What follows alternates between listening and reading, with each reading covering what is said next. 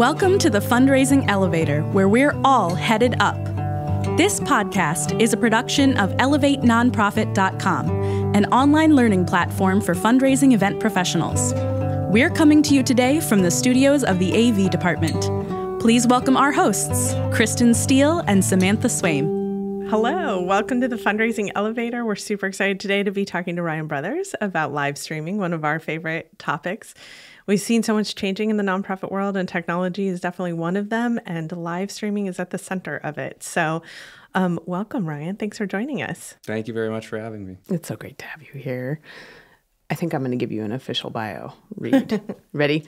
Ryan Brothers is an event manager and producer with our production partners, the AV department. Ryan is a seasoned event manager with a passion for live streaming and producing. With over 2 decades of experience in the event industry, he has successfully managed a diverse array of on-site events and live stream productions, from nonprofit fundraising events and galas to corporate conferences, sporting events, and concerts. Ryan's understanding of live streaming technologies allows him to bring creative technical proficiency to every project, ensuring memorable and engaging experiences for all participants. Ryan and the team at AV Department were fundamental in helping hundreds of nonprofit organizations pivot into virtual and hybrid events. So we have invited Ryan to join us today to talk about the power of live streaming. Thanks for being here. Thank you. Yeah, I think that sums it up pretty well. Yeah, I don't know that the diverse array is an accurate description of the 90,000 live streams you've executed in just the past 3 years. But we'll call it a diverse array. All right. Yeah, I like it. Let's start big picture. What is live streaming? Sure. Live streaming is really audio, video, or both broadcasts using the internet. That's it at its basic roots.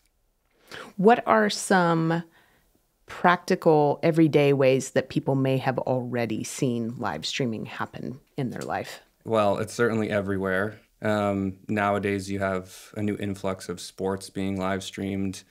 Your streaming companies like, Amazon or Netflix partnering with these different organizations to get live streams directly to folks' homes. Concerts just started being live streamed. Apple partnered with Lollapalooza this year. And of course, what we work with most is nonprofits being live streamed. So it's everywhere you look. I got a notification just a couple minutes ago of a Twitch, person that I follow who just started live streaming. That I could click a button on my phone and be part of that live stream, chat with that person. So yeah, it's in your pocket now. It's the water we swim in. It is. I'm actually glad you said Twitch, because Twitch is something that's happening in the nonprofit sector in a really interesting way. It's mostly happening from third parties, like mega fans of a nonprofit's mission, or someone who wants to be an advocate or do good for a specific cause, hosting a Twitch stream to raise money. And I just watched one that was during Pride Month that raised, in a 48-hour window, it raised $4 million. Wow. I mean, it was crazy. But I think the thing that immediately comes to my mind is, okay, so that's like a kid and a cell phone? Is that what live streaming is? It could be, if that's what you want. If that's going to help your brand or your fundraiser, it could be a kid and a cell phone.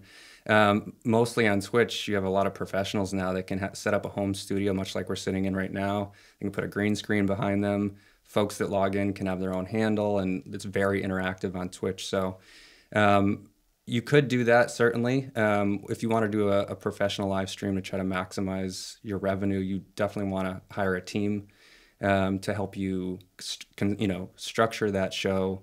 You don't want it just to be somebody talking and playing a video game for 24 hours, right? That's not going to get you, that might get you $4 million. It has before, I'm sure, with some of the big names out there. But yeah, you really need a team to sort of guide that stream along. You need the right technology. Obviously, you need a high internet connection, great cameras. Nobody wants to watch a, poor looking camera shot or listen to bad audio for that long. So you really need to set yourself up for success. All right, you said 2 things I want to ask questions about. So you said cameras, which immediately I'm like, oh, live stream cameras, that means everyone is live. Can you play recorded elements, video content? Yeah, absolutely. Yeah, sort of anything that you could play on your computer, anything that a computer can see, we can find a way to implement that into the live stream. So if it's like a donation platform and they have a thermometer, they have folks' names that are, coming in real time as folks donate.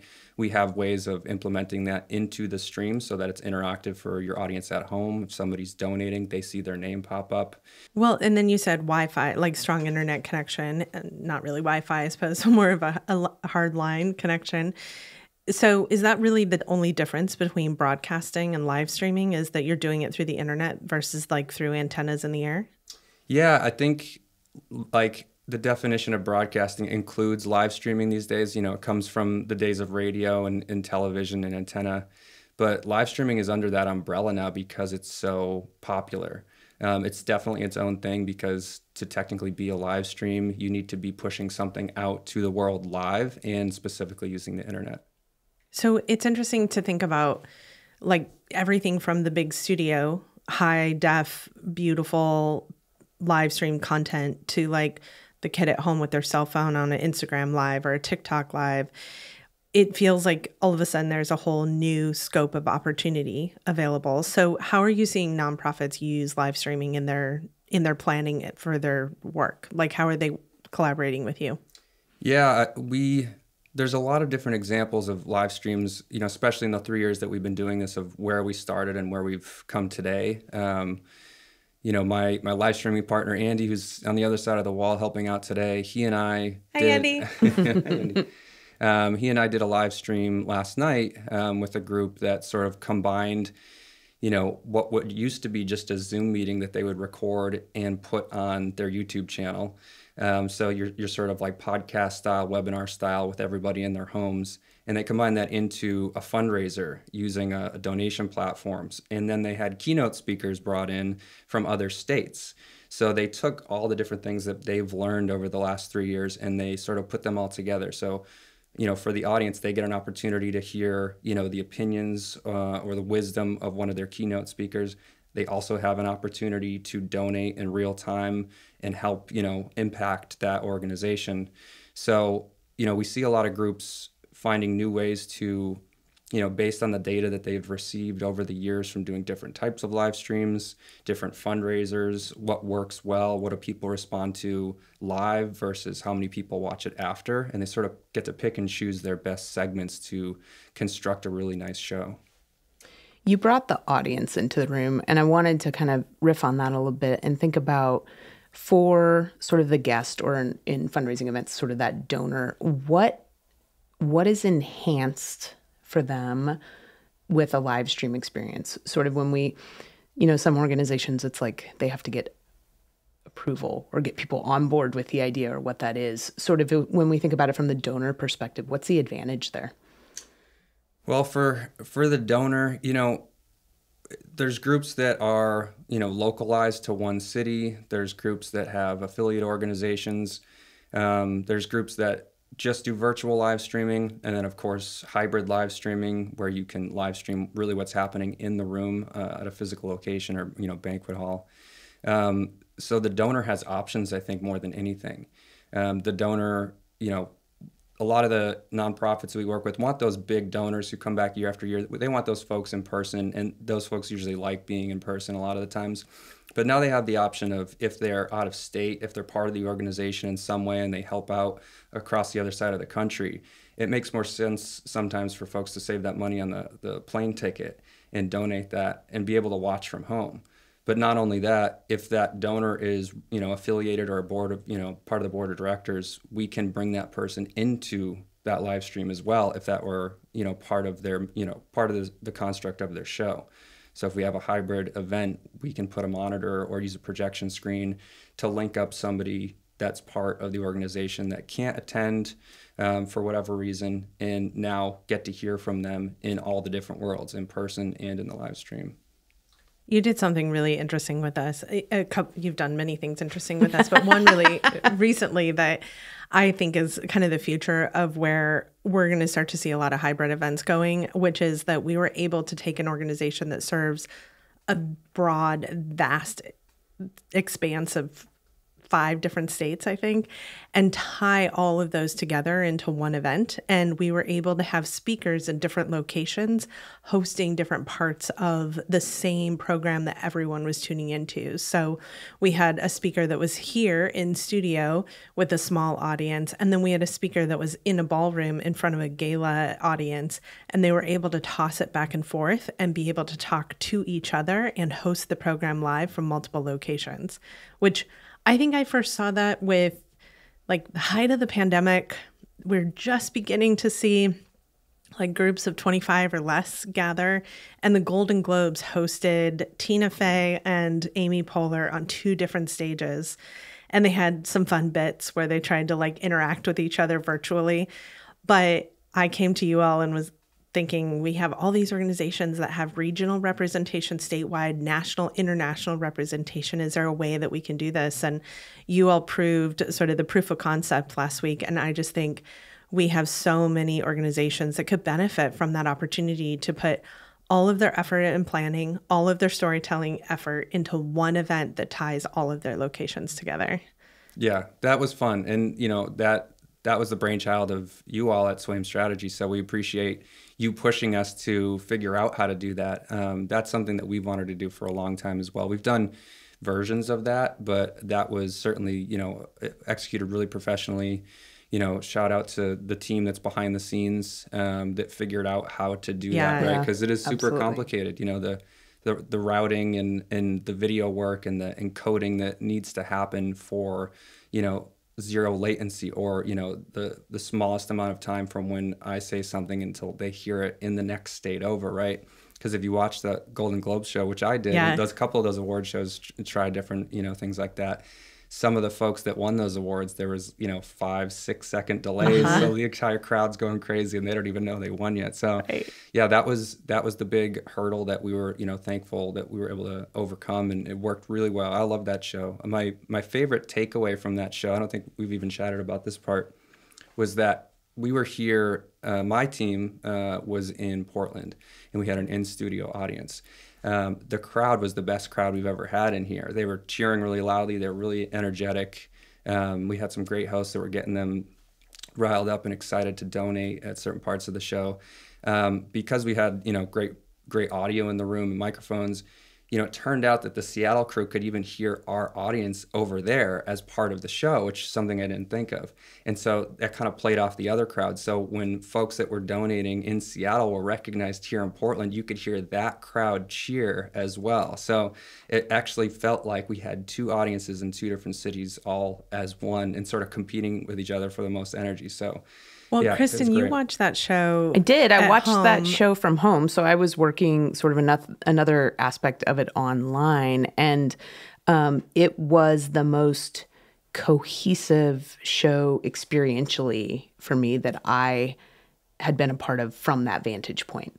And it, you know, I often talk about sort of the intimacy comes from eliminating the perceived distance between me and what's happening. And so when I'm watching through a screen, there's a potential for things to be really, really close and intimate. But also when you start getting big rooms full of people and all those things, it could feel like I'm just sort of this fly on the wall over here, and I'm sort of flatly watching what's happening. And that event didn't feel that way. Yeah. And so I've been kind of continuing to try and parse that apart to figure out, like, what was that magic sauce that made it feel, I mean, we had all those locations and all those voices and all those people and mix of video, live people on stage, that sort of thing. And yet it just felt so almost like it was happening in the room with me, which was really incredible. Yeah, I think that the credit goes to, you know, your team and to the folks that directed, you know, the different cities to make that come together, because you need to construct how that show's going to work. You can't just say, we're going to put a camera and microphone in 2 cities, have fun. Right. You need to script it pretty heavily, right? You need to create segments where we toss it back from one audience or one speaker in one city to the next. Right. And, you know, I think the most important thing for us on the AV side of things is making sure that we have enough time. Like, time is like the ultimate tool in our toolkit that we need. Like, you mentioned, like, sort of that window into the room, a fly on the wall. we do that sort of stream too, for nonprofits that may be on a certain budget. They can afford, 4 cameras and a highly produced event, and they want to focus on really in the room. And then if they expect 20 to 30 people, to watch that live stream, may not be worth doing that. So we can just set up that one camera. They can attend and watch the event, right? So that would be like your kind of conference or more in the room, fly on the wall hybrid. So when you elaborate on these things, right? So like I mentioned before, over 3 years, folks are combining all their favorite elements, and it makes things so much more complicated. Really just because of the amount of time that we have to put it together, right? Because as you know, the live stream itself and what the viewers see has graphics, it has video, it has audio checks that need to happen. And then now we have double the amount of tech checks because we have 2 different cities. And then being able to communicate with these different folks and so they understand, how do we cue them to go live? What is their cue? How do they throw it back? What's their cue to tell us that the video needs to play right after their sentence is over? So we definitely learned a lot. We learn a lot after every stream that we do, but I think that one we had a great amount of time to conceive it with you and make it happen. So you mentioned a couple of things, and I want to take a break. And when we come back, I want to talk about, you said costs and you said elements involved. So I want to get into like the nitty gritty of live streaming. So we'll take a break. And when we come back, we'll jump into those things.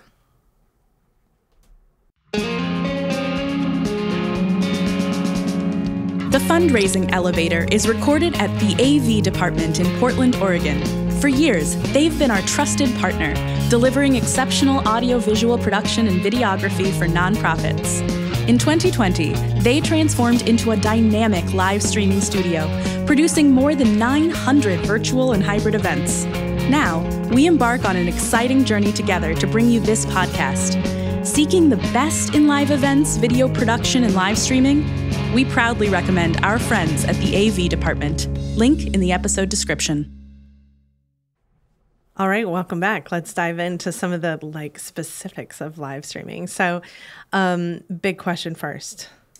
Big question. I think a lot of organizations, live streaming is the thing. It's sort of a buzzy thing right in there with hybrid events.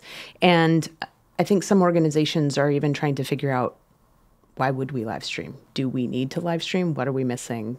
How do we talk about this? What is that? So I'm wondering if you can talk a little bit about sort of what organizations should be examining to think about if this is a tool that they should utilize. Yeah, I think you should be live streaming.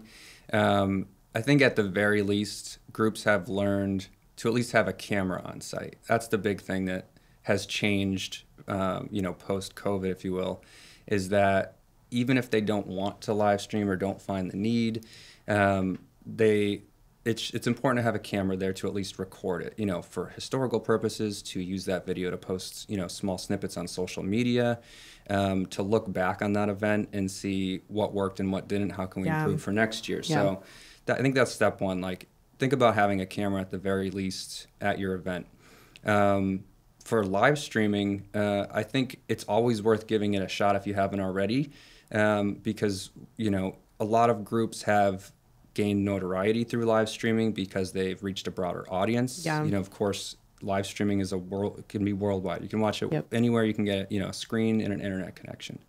And beyond that, it's more accessible than ever, right? So a lot of the shows that we work on with Swaim Strategies has captions involved.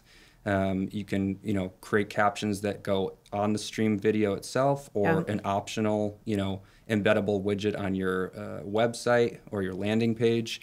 You can AI translate that into as many other languages as you want for groups that are, focused on bilingual elements. So, and then the new thing now is there's technology coming on every day. The newest one being you can use AI to translate someone's voice into a different language voice. That's amazing. And actually, say it back to you, right? So if you're watching at home, you can hear it in another language. Exactly, yeah. Is it just like a selection of a button? Is it that easy? We haven't tried this yet. Okay. We're actually demoing it, I think, Monday. So we're anxious to see, what it actually feels like, what it how do we hear it, what are our options? But And those things will only perfect themselves over time. But we also work with groups that serve folks with Parkinson's or ALS. Those are, their patients, the people that they're raising money for, sometimes can't physically go on location to attend an event. So from the comfort of their home, it makes more sense for them to watch these. We work with a group called the Brian Grant Foundation here in Portland. We do a monthly series with them. They have new speakers every month, and these could be medical professionals here in Portland, but they can also invite medical professionals, much like a podcast could, from any other, region of the world to have their comments, in this live stream for repeat viewers. So every time that they're watching it, they learn something. And on top of that, they have, movement and exercise programs from different, yoga instructors or medical professionals. So these folks, the attendees really learn a lot, and it's something they couldn't actually get while going in person once a year for just a gala. Well, my mom is actually in Palm Springs and has Parkinson's, and she tunes into those. And it would have been something that first she never would have been able to get access to before, but it also would have been so limiting for the organization. I think that in gala world that we come from, so often we're limited by this ballroom only fits 500 people. So now we have to think about who exactly are those 500 people, and we have to say no to some people. And then we also have things like snowbirders who aren't in the city at the time because they're traveling. I mean, we've been traveling before and tuned in, like sitting in a winery, having a glass of wine, or that makes us sound super bougie. Oh, but we were camping in the winery. But if, we can be traveling, we can be somewhere else and still tune in. There was a group of us that was on an event site setting up a gala in another city, watching an event that the other half of us were producing in another city. And we were able to have like our cell phones and laptops open and tune in and watch and see how it was going while we were doing the setup on another site. So just like access on a whole nother level, talking about just inclusion on a new level, but also reach and the ability to, connect to people that are traveling, who are snowbirds, who are not comfortable in public space, any number of things. But also demand. I think if there's anything we've learned during the pandemic, it's that you can't put genies back in the bottle, right? And so during the pandemic, so much was coming to us through screens, and our access to things was sort of I was buying tickets to live stream concerts in other cities that I couldn't go to. And so that doesn't go away, right? You've trained me that that's possible. So, I think people are coming to events and to organizations and saying, like, I don't have to do that anymore. I don't have to get dressed up for 5 hours and park and go. Like, could there be another way? Let me tune in my PJs, please. Down. Well, you mentioned cost before the break, so I want to ask, what is a reasonable expectation? Well, it depends on how much tech you want to involve in your live stream, right? So, at its core roots, someone could live stream their Zoom, right? You could partner with a donation platform, for example, if you're a fundraiser. And a lot of these donation platforms have the ability to, embed your live stream there. And that could be a Zoom. A lot of them accept like a Zoom code, and you could actually just start it and have a discussion and end it as simple as that. But if you, want it to be professionally handled and somebody to guide you through the process and show you examples of what we've done in the past, get you set up with script templates and, so you understand the file formats of things that we need, like slides and videos.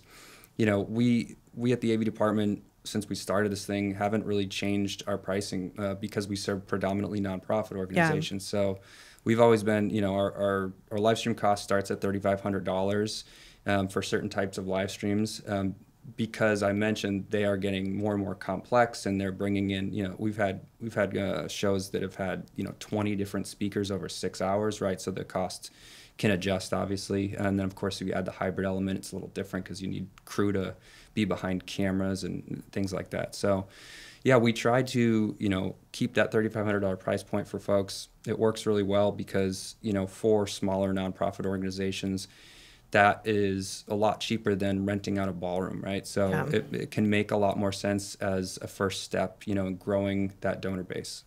Yeah, when you say $3,500 price point, I'm immediately like, why wouldn't you include this? Because it's such an element that even at the lowest price point, the most basic live stream just creates a whole new entry point for folks. And also goodwill. Yeah. You know, I think some people get into I don't know if I'll have $3,500 worth of donors tuned in. It's like, it doesn't matter. If the two people that tuned in felt like they could be a part of something and included, that's a whole different relationship you're starting. We had an organization just a couple of weeks ago that they have a staff of 85 people. If they put all 85 people and their spouses in a room, their ballroom would be filled. And yet they were all so proud of the event and so proud to be a part of it. And most of them were tuning in virtually. Yeah. The amount of times that I encounter new groups that, find us and want to talk about live streaming say, we did it this way last year and it was a disaster. I can't even count how many times, because they try, they don't have the time or the resources sometimes to understand how some of this technology works, or all the different YouTube settings that need to be clicked in order for it to go out successfully, or close the chat or keep the chat open and these things. So I hear it quite a bit that, we tried to do it ourselves, but, and they come to us for help. Yeah, I mean, I think you could. Probably the easiest way to live stream on your own is through like a Zoom type stream where you have everyone tuned into the same call. But I think the layers of what you can add, which kind of taps into what you were mentioning before, the elements, just starts to create a level of professionalism that actually is easier to observe. It's easier to take in. It's easier to be a part of. So when you think of those elements, you mentioned a few of them, thermometers and overlays. Can you just talk about like what's possible in the live streaming space when you're working with a streaming team that's a production team? Yeah, so it's, I mentioned before, whatever a computer screen can really see, we can find a way to implement that into the live stream.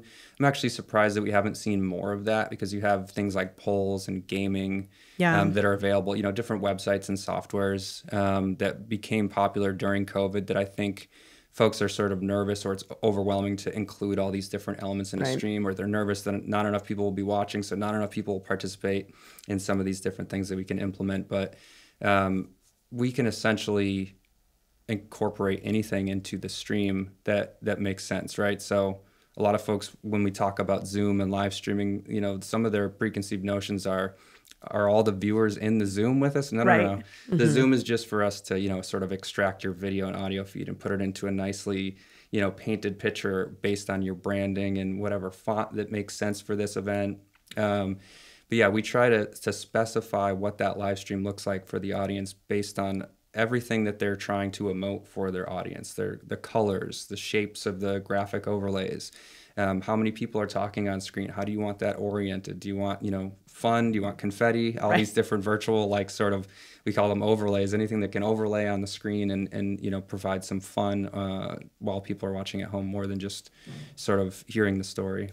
Can we talk a little bit in a little bit more detail too about the nicely painted picture, which is sort of the live stream page, that frame, and sort of some of the pieces that are on there for folks who haven't maybe experienced that, and what tools can be on there as well? Yeah. So when we talk about live streaming, we're taking video feeds, we're taking audio, and we're putting it into a streaming service. We use Vimeo as our primary driver for these things. You can also use YouTube, right? Those are really the two most popular. And Twitch was another one we mentioned. We don't use that as frequently just because I think most people in the donor, the fundraiser world don't know Twitch so commonly. So when you have that video window, that live stream, you need to put that somewhere. We can really put that anywhere you're comfortable putting it. So it could be on your .org, on their actual, website, on an event page that they create, but they also need a web admin to know how that all gets embedded in, the sizing. Because a lot of times we've heard, we know how to put a video, and then it's like, well, we forgot that the chat needs to be like this, HTML code that. So what we commonly do for live streams is we offer that service to just make a landing page for them. So a landing page is just a one-stop shop website. It's the hub of the stream. And we like to do that, and nonprofits, after they've done it, they like us to do that because we're completely in control of it, right? So nothing's going to go wrong. We have Nathan, who's our landing page designer, who's so good at his job in taking that branding and painting that picture. So when you go to this site, that's a new site that these folks never would have gone to. They're used to going, nonprofit.org, right? Now they go to this new site. It looks exactly like they were expecting it to. It has all the information that they need. You know, a lot of the sites we work on with Swaim Strategies will have the countdown clocks, you know, exactly when the live stream is going to start. There's a chat window that's optional that you can put there so folks can chat during the pre-show and, you know, tell each other where they're checking in from and how excited they are. And then there's so many other things you can put on that page. You don't want to overload it with too much, right? Because you don't want it to be a distraction from what the event is, that live stream video window that's there. But that's where things like captions can exist, you know, additional sponsor recognition. And yeah, the sky's the limit of, you know, the links to donate obviously being the most important one. But again, we can create a landing page or a hub of the live stream. So the attendees can watch there, donate there, and really not have to leave or, you know, introduce 3 different screens just to participate. Perfect. Yeah. One of our sort of secret tools with you all has been that we utilize a lot of platforms, fundraising platforms, but we dissect them with you because, like you said, anything that can show up on a website, we can pull into the stream. And it's allowed us to do some things where we can take the thermometer and we can have it look exactly how we want it to look. And we can take the name recognition coming in and we can have that look where within the giving platform, it might just be one static look and we don't have a lot of options and it's this big bulky thing. We can kind of customize it with you all by dissecting those pieces. And then you've even helped us to figure out how do we mirror that look and create the opportunity that if we have a donor who's not tuned in giving live, but we know that they're giving, we can cue that recognition and show that recognition. So you've helped us to think through how do we take the tools and what's possible and then expand on that to meet the need of recognition in the moment, helping to really like motivate and inspire the giving. And also, when is it like the right choice to have a button versus having information or an overlay on the screen? Like, you've helped us to really understand what's possible. And that the 2 streams that I've done where we haven't used one of your landing pages because we've been in a software, which all these amazing platforms are coming out with streaming as an option. These donation tools, giving tools all now have streaming as an option. As soon as we gave up that control, we were sort of at the whim of hopefully it works. And we found all of these moments where I was like, it's frozen and there's nothing we can do until the software is I can't call Ryan right now. And I'm looking at you and you're going, that is not us. We have no control over that. You know, we had a software that was making an update an hour before our event and we couldn't test if the stream was working. Yeah. So I am a huge fan of the fact that you also, for, you know, very affordable price point, are offering nonprofits a really simple solution that's all in one. Yeah. It just makes it so much easier. We want to be control freaks about it, right? Yeah. I think the key word that you mentioned was queuing things on, right? So like if some of these donation platforms that you can put that Zoom in or you can try your own live stream in there, you can't queue anything in that. It is what it is. It may have too much information, it may be overload. You may not be able to bring that video full screen if you want to watch things, you know, close and personal. When you take all those elements away and put them into the live stream on demand, right? And we're following a script that says, this is when it makes sense to show the thermometer. Right. This is when it makes sense to remove the thermometer because an important message or important video that we want everyone's attention just focused on these things, that makes the most sense. And then after that segment, we can click a button and bring that thermometer back into the live stream. I think that customization has really helped you know, highly produce some of these events. Yeah. You've also given us the tool of being able to say no to things. Like we've had fundraising in the moment happening and all of a sudden there is just a drop in the giving and we're like, what's happening? And you've been able to pull that thermometer off, make the production look super seamless. So we're not just staring at that thermometer, not moving until we see the giving start to happen again. And then all of a sudden it's like, there it is. And it feels exciting and momentous to see it climb versus sitting there waiting for like 7 minutes while you're waiting for the giving to pick back up. And, you know, we have started to design events where sometimes we're doing like a telethon model where it's giving throughout the whole program. And other times we're doing more of a gala style model where we have a moment that's dedicated to giving. And those choices are based on sort of how big their audience is, who's in the room, how many people are engaged. But in the telethon model, we often find surprises of things that motivate and inspire giving. Sometimes the executive director's speech, you'll see a flurry of giving. And because you all have control of the thermometer, when you see that flurry happening, you've been able to pull it up and use that as a motivator to the rest of the audience tuning in. So it's been pretty amazing to see the fact that we can control the information, where when we're in one of the giving platforms, we don't always have that control. You know, the donor is as much in the know, and we're not able to sort of help use those moments of momentum to help catalyze the fundraising. So the production element adds to that for sure. What do you think, as someone who also watches live stream, what should a great live stream experience feel like for you watching it when you know that's happening? It's a tough question. You know too much. Yeah. That's probably the problem. I guess I know it could look like anything, but you know, like a good live stream to me in the nonprofit sector specifically is one that is easy to understand. Yeah. You're not overloaded with too much. You know, I always try to tell the groups I work with, you know, definitely focus on the marketing, focus on getting the maximum amount of people to watch that stream. But when it comes to the day of show, let us worry about everything else. Just be there for rehearsal, and we'll guide you. We'll ask you those questions. Can we take the thermometer down if we're not seeing a lot of activity, and put it right? So I think just entrusting in us to, you know, form that live stream into something. I don't know, sort of lost my train of thought there, but well, I think the thing that's interesting to me is that when you're able to easily access it, when there's no barrier to participation, when it's as easy as turning on the TV, and the things that are coming up on the screen are actually informative. You know, I grew up in the era of pop-up windows and MTV music videos and things like that. But what you're doing is more like a news broadcast. You're giving me the information I need to follow along. So when you're indicating that there's a chat and join the chat, there's an arrow that's showing up and pointing the chat to me. You mentioned earlier confetti. We were talking about like elements, and you've helped us to like elevate the brand of an organization through literally the confetti choice, so that it's an opportunity for us to sort of capitalize on the excitement of fundraising and then highlight this moment of like, we reached a goal or we hit that match, and have that confetti actually match the brand of the organization. We had an event featuring animals, and we had dog bones as the confetti. We had an event that works on hunger, and we had spoons as the confetti. Yeah. So to me, a good live stream is easy to participate in, and then every element on the stream is making it more accessible, is like helping us figure out how to participate.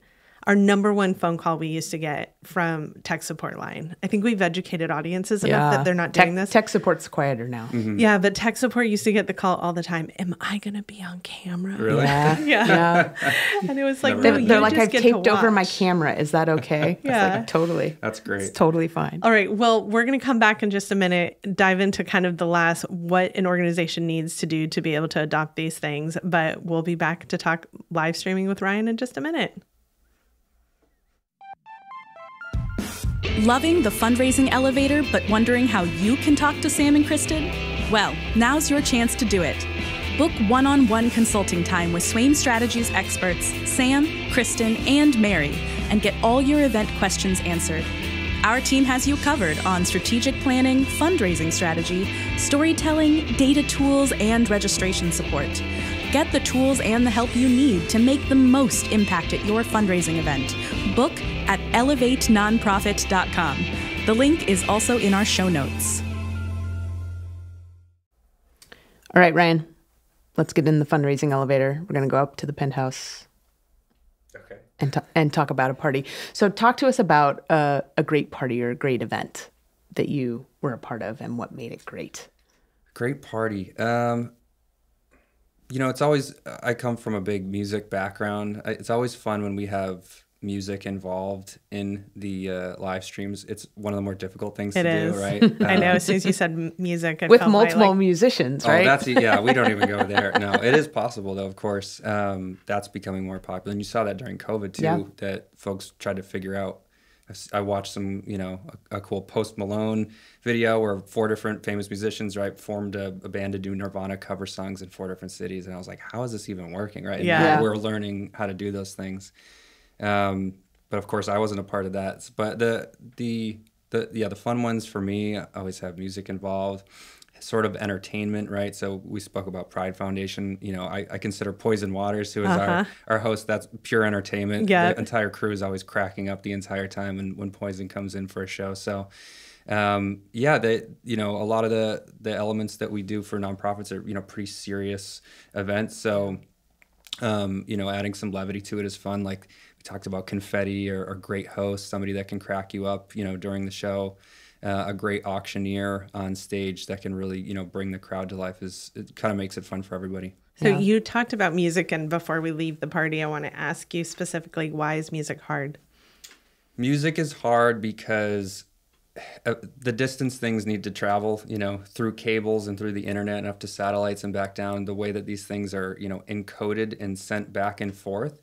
As a musician, you need to keep time, right? And you can do that really well in the room, but it's very hard to do that over, you know, when people have different equipment. You know, all 4 musicians may have had different headphones and they may have had different interfaces, and they're all taking things at different milliseconds. It could mess them all up. So I'm still confused at how they did it, you know. But yeah, it's difficult to keep timing, really. And, you know, we talked about when we did Pride Foundation, Seattle and Portland, it was about, you know, around a second, but that's totally, people are used to that, right? Yeah, They watch we the see news. that on the news. You see the satellite truck out in front of a courthouse, and it's like a second or two. So that's the sort of benchmark that we're trying to hit. So I thought you were going to talk about the fact that music is hard because of digital licensing. I can talk about that. Because that's where my heart rate goes up whenever we talk about music, is the complication of recorded music or licensing. Sure, yeah. Well, yeah, the music industry in general is actually really slow to get into the live streaming game because it's controlled by very few companies, right? And, you know, you have your record labels that have bands signed. Those bands have sync licensing, which means only their music can only be played in a certain way.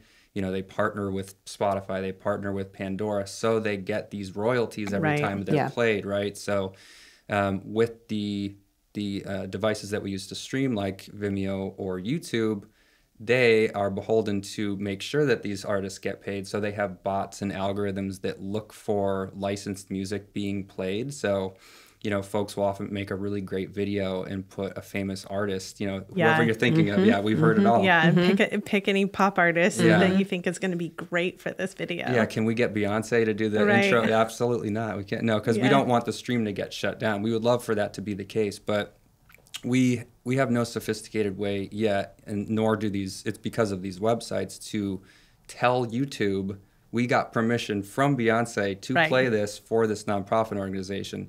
They're not going to, it's not like a text message you can send, right? So their bots are looking for sound waves and lyrics and actually being able to match that up, and they will shut down your stream. So, yeah, we have to take that very seriously. But, you know, so to clarify, your event will stop. It will stop. Yes. The fundraising will stop. If you're doing a professional event, and you do this, it'll stop. Yeah. Great. We had an event we were doing with you all with a keynote speaker, and the keynote speaker brought a presentation. And it never occurred to me that presentation might include audio and video.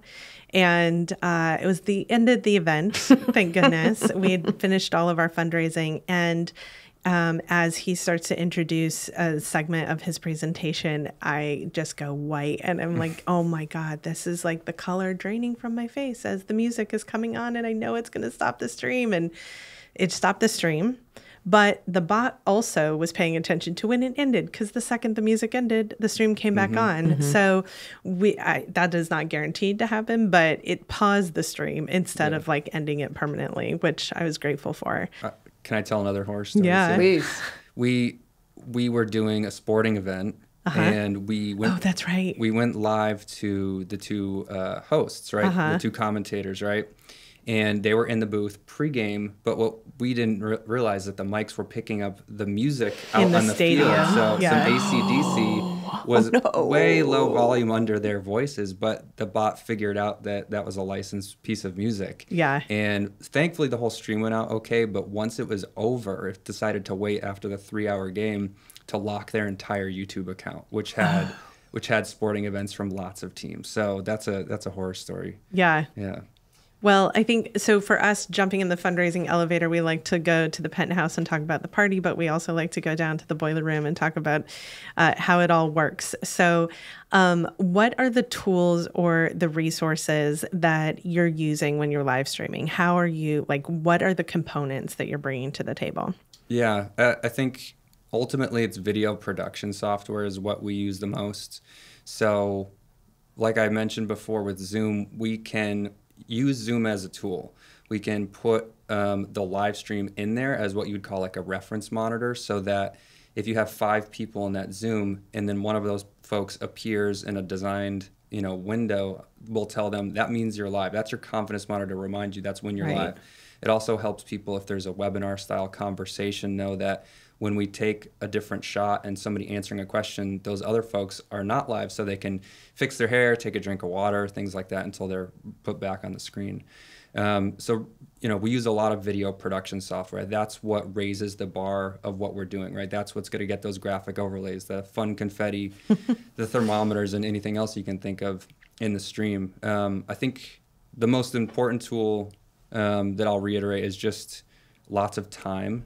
To not think that just because you've finished putting your run of show together, you'll meet us, an hour before the event starts, right? We want to make sure we understand the show that you're trying to produce with us.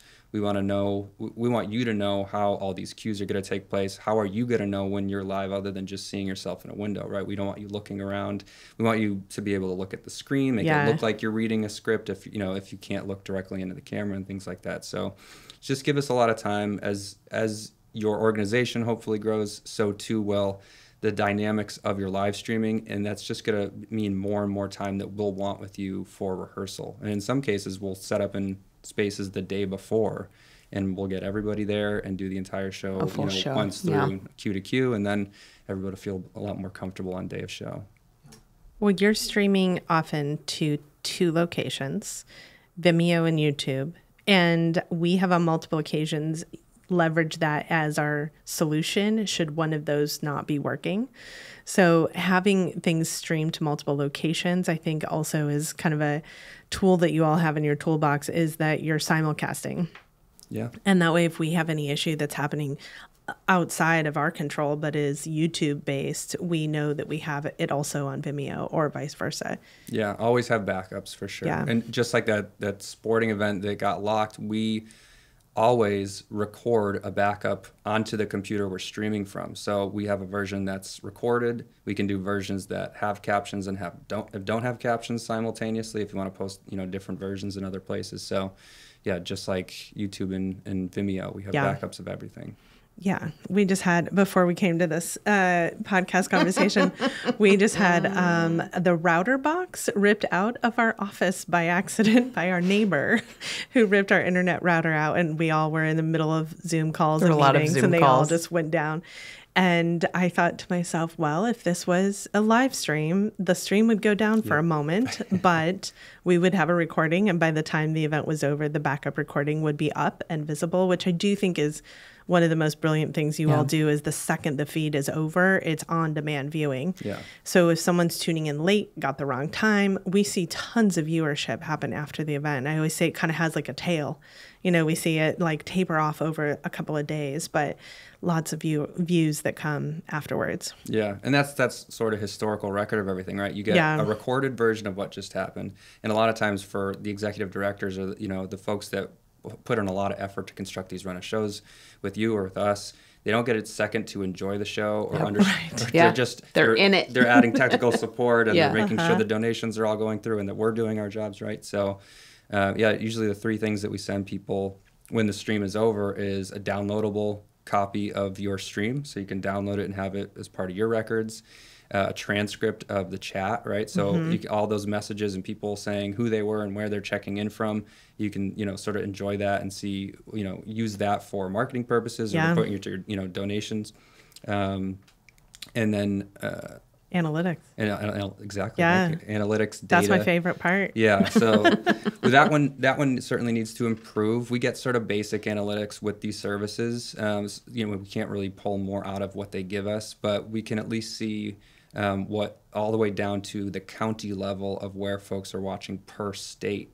And then we can, of course, also see, this is all based on IP addresses, but what countries sometimes, if you have an international audience. And then, of course, if it's a long stream, sometimes folks get data of where did they see viewership start to dip, and that can tell people, or maybe that stream was too long, and next year we'll just do a 45-minute fundraiser. It's great feedback for folks in developing their program, for sure. There's a lot of good data. We're huge data people, obviously being AV oriented, so, like those groups that have picked and chosen different things from past events to make their, 2023, 2024 models, that comes from that data. Yeah. Well, the data also informs fundraising, actually, because the analytics help us to understand the viewership and the actual eyes on the content that then we can report back to our sponsors about what value they got for their sponsorship. So that's been a big plus of adding live streaming elements. In an event, we used to be able to count, well, there were 400 people in the event, so 400 eyes saw your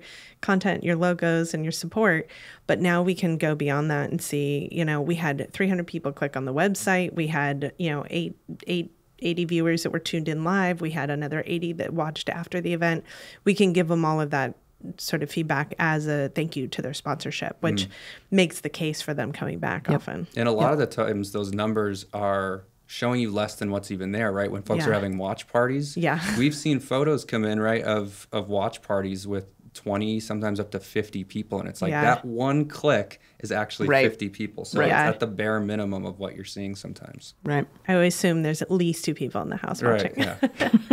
Well, Ryan, thank you for talking live streaming with us. I think it's a tool that organizations are just starting to understand what's possible.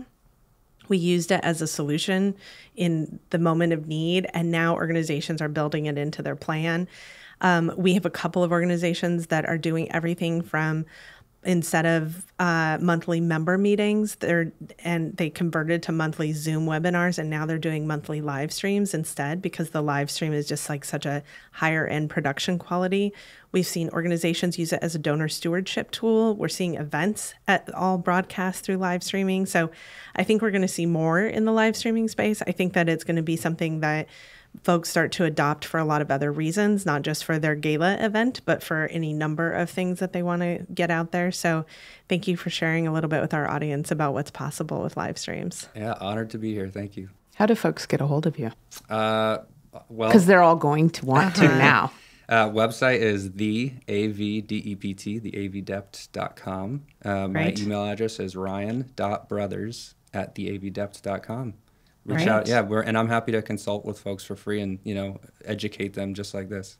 Awesome. Fantastic. We appreciate the partnership that you all offer the nonprofit community. I think that there's a lot of production companies out there doing a lot of things for a lot of money, and you all kind of show up as thought partners in the nonprofit space, helping nonprofits navigate what's possible at affordable price points. So we really appreciate that. Well, thank you, Swaim Strategies, Kristen, Sam. You push us to learn how to do some of these things that we wouldn't normally have done, like groups with affiliate, other cities, having different keynote speakers come to us, via a different internet connection. So thank you for pushing us to enhance our product. Wait, there's more coming. Oh, okay. Big ideas coming your way.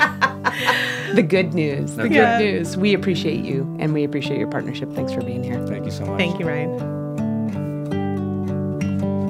The Fundraising Elevator is produced in partnership with Swaim Strategies at the studios of the AV Department. The program is produced by April Clark and directed by Steve Osborne, with audio engineering and original music by Dwayne Anderson and Heidi Christensen.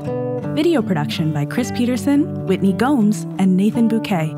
Video editing by Steve Osborne. Graphic design by Pendulum Creative Group, and support from Sophia Keller, John Lyles, and Andy Dowsett.